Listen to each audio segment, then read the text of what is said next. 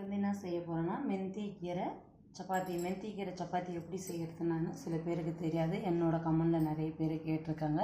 அது எப்படி செய்யணுன்றது நான் உங்களுக்கு வீடியோ போடுறேன், அதை பாருங்கள். பாருங்கள், இந்த அளவுக்கு நம்ம பொடியை கட் பண்ணிக்கணும். இதில் வந்து நம்ம கட் பண்ணால் க்ளீனாக கட் ஆகிடும். அதுக்காக தான் இதில் கட் பண்ணி ஆயிடுச்சு. நம்ம ஓப்பன் பண்ணி பார்க்கலாம். எந்த அளவுக்கு பொடிசாக பண்ணியிருக்கிறோம் பாருங்கள்.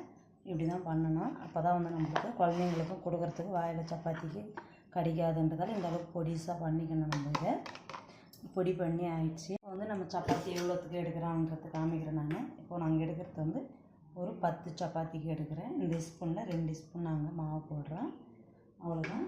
இப்போ வந்து இதுக்கு தேவையான அளவுக்கு வந்து ஓமம் போடணும். அப்போ ஒரு டேஸ்ட் வரும். அதுக்காக ஒரு 1/4 ஸ்பூன் ஓமம், அடுத்தது வந்து ஒரு 1/4 ஸ்பூனு மஞ்சள்தூள், ஒரு 1/4 ஸ்பூன் வந்து நம்ம காரப்பொடி போட்டுக்கலாம். இது கூட காரம் எதுவும் ஆட் பண்ணல, அதால் வெறும் காரப்பொடி போட்டுக்கலாம். அதுக்கு தேவையான அளவுக்கு ஒரு டீஸ்பூன் அளவுக்கு வந்து உப்பு போடலாம், சால்ட்டு. முடிஞ்சது. இப்போ வந்து நம்ம அது கூட வந்து அரைச்சி வச்சுருக்கிறோம்ல நம்ம மெந்தி கீரை, அதை வந்து நம்ம இது கூட நல்லா ஆட் பண்ணலாம். ஃபஸ்ட்டில் தண்ணி ஊற்றக்கூடாது. ஃபஸ்ட்டு கீரையை போட்டு நல்லா மிக்ஸ் பண்ணிக்கணும். இதுலேயே தண்ணி விடும். அதுக்காக இந்த அளவுக்கு நம்ம நல்லா போட்டு பிசைஞ்சிட்டா அந்த அளவுக்கு அந்த தண்ணி சரியாயிடுச்சுன்னா ஓகே, சரியாகணும்னா நம்ம கொஞ்சம் தண்ணி ஆட் பண்ணிக்கலாம். அது கூட இது ஒரு நல்லா 2 நிமிஷம் நம்ம நல்லா மிக்ஸ் பண்ணிக்கலாம். பாருங்கள், இதை நல்லா மிக்ஸ் பண்ணி ஆயிடுச்சு. இப்போ வந்து நம்ம அந்த மெந்தி கீரை கட் பண்ண இதுலேயே வந்து நம்ம கொஞ்சம் தண்ணி ஆட் பண்ணிக்கின்னு அதிலே கலந்தால் சரியாயிடும். நம்மளுக்கு வேறு தண்ணி ஊற்றணும்னா இது சரியாயிடும்.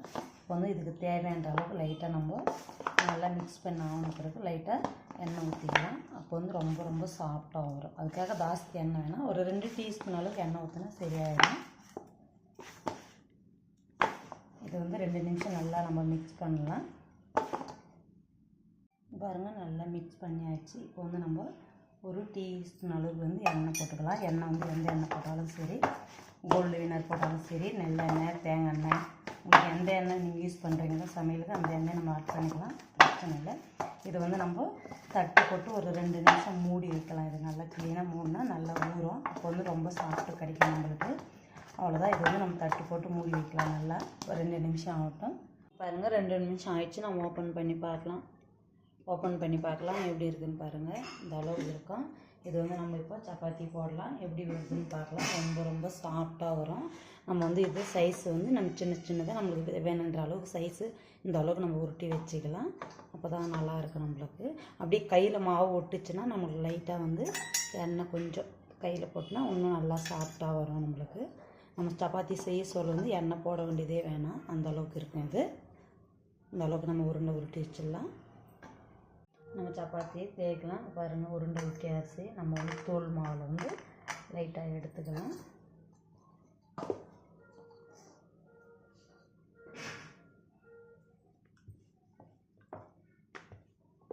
உங்களுக்கு எந்த சைஸ் வேணுமோ பண்ணிக்கலாம். மெலிசாக என்ன மெலிசாக பண்ணலாம், பெருசாக இல்லை சின்ன சைஸ் இருந்தால் சின்ன சைஸும் பண்ணிக்கலாம். இது வந்து நல்லாயிருக்கும். குழந்தைங்களுக்கு ரொம்ப ஹெல்த்துக்கு நல்லது. குழந்தைங்க வந்து கீரைனா பிடிக்காது, அதால் இந்தமாரி செஞ்சு கொடுத்தா சாப்பிடுவாங்க. அதுக்காக தான் நம்ம இந்த அளவுக்கு பண்ணுறேன். இன்னும் நிறைய பேர் கமெண்டில் கேட்டிருக்காங்க. அதுக்காக இந்த கீரை வீடியோவில் போடுறேன். உங்களுக்கு பிடிச்சிருந்தா நீங்கள் சமைச்சு. நம்ம வந்து தோசை தவா வச்சுருக்குறோம். இப்போ வந்து சூடு ஆயிடுச்சு. நம்ம சப்பாத்தி போட்டு எடுக்கலாம். போட்டு ஆயிடுச்சு. எப்படி இருக்குன்னு பாருங்கள். நம்ம வேணுன்னா எண்ணெய் போடலாம், இல்லை வேண்டாம் எண்ணெய் வேணாம்னு சொன்னாலும் விட்டுடலாம், ஒன்றும் பிரச்சனை இல்லை. இது வந்து நெய் போட்டாலும் போடலாம், எண்ணெய் போட்டாலும் போடலாம். நம்ம பாருங்கள் சப்பாத்தி எந்த அளவு வருது பாருங்கள். உப்பும் அப்படியே நம்ம எண்ணெயே போடாமல் இவ்வளோ இதுவாக வருது பாருங்கள். நம்ம எண்ணெய் போட வேண்டியதுன்றது இல்லை. உங்களுக்கு நாங்கள் வந்து இப்போ எண்ணெய் போடலை, ஏன்னா நாங்கள் மாவு பேசி சொல்லி எண்ணெய் போட்டோன்றதால எண்ணெய் போடலை. உங்களுக்கு வேணால் நீங்கள் எண்ணெய் போடலாம். குழந்தைங்களுக்குலாம் கொடுக்கணும், நெய் வச்சு நம்ம கொடுக்கலாம், ஒன்றும் பிரச்சனை இல்லை. இந்த அளவுக்கு இருக்குது பாருங்கள். அவ்வளோதான். அடுத்தது ஒன்று போடலாம். எப்படி இருக்குது பாருங்கள். நமக்கு வந்து இதில் வந்து ரொம்ப குழந்தைங்களுக்கு சத்தான பொருள் இது. அதால் நம்ம வந்து இந்தமாரி பண்ணி கொடுத்தா சாப்பிடுவாங்கன்றதால நம்ம வந்து இதுமாரி பண்ணுறோம். இதுமாரி பண்ணி நீங்களும் கொடுத்து பாருங்கள். குழந்தைங்களுக்கு ரொம்ப ரொம்ப நல்லா இருக்கும். ரொம்ப சாஃப்டாகவும் வரும் சப்பாத்தி. இங்கே பாருங்கள் சப்பாத்தி ரெடி ஆகிடுச்சு. இந்த சப்பாத்தி வந்து நாங்கள் எது கொடுத்தோம்னா தயிர் கூட வச்சு நாங்கள் தயிர் சர்க்கரை போட்டு சாப்பிட போகிறோம். நாங்கள் சாப்பிட்டு டேஸ்ட்டு காமிக்கிறோம். நீங்களும் அதேமாரி சமைச்சு குழந்தைங்களுக்கு கொடுங்க. நீங்களும் சாப்பிட்டு பாருங்கள். உங்களுக்கு பிடிச்சிருந்தா என்னோடய வீடியோவுக்கு லைக் பண்ணுங்கள், கமெண்ட் பண்ணுங்கள், ஷேர் பண்ணுங்கள். பாய் பாய்.